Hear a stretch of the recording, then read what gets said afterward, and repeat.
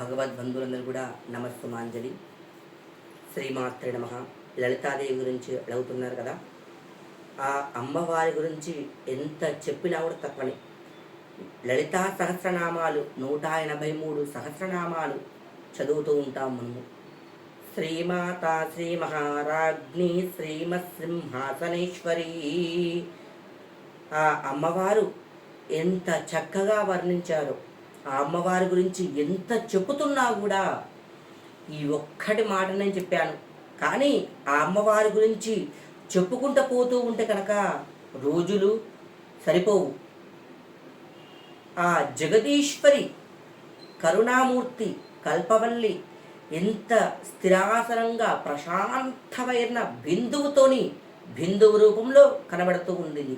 ఆమె ముఖము ఎంత చక్కగా ఉంటుందో, ఆ అమ్మవారిని ఎంత చూసినా కూడా లలితాదేవిని ప్రశాంతమైన వాతావరణము, ప్రశాంతమైనది ఉంటుందన్నమాట.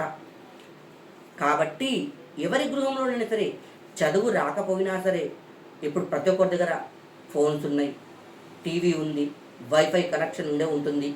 కాబట్టి ప్రతినిత్యం కూడా చిన్నగా నిదానంగా, ఒకరికి ఇబ్బంది కలగకుండా నిదానంగా శ్రీమాత శ్రీ మహారాజ్ఞి శ్రీమత్సింహాసనేశ్వరి చిదగ్నికుండ సంభూత దేవకార్య సముద్యత ఉద్యద్భాను సహస్రాభ చతుర్భాగు సమన్విత రాగస్వరూప పాషాఢ్య క్రోధాకారాం కుశోజ్వల అన్నట్టు నిదానంగా యూట్యూబ్లో కానీ లేకుంటే కనుక మీరు చదివినా పక్కన వాళ్ళకి వినేటప్పుడు ప్రశాంతంగా అనిపించాలి. అప్పుడు గృహం నందు నెగిటివ్ ఎనర్జీ అనేది ఉండదు. శ్రీమాత్రే నమః.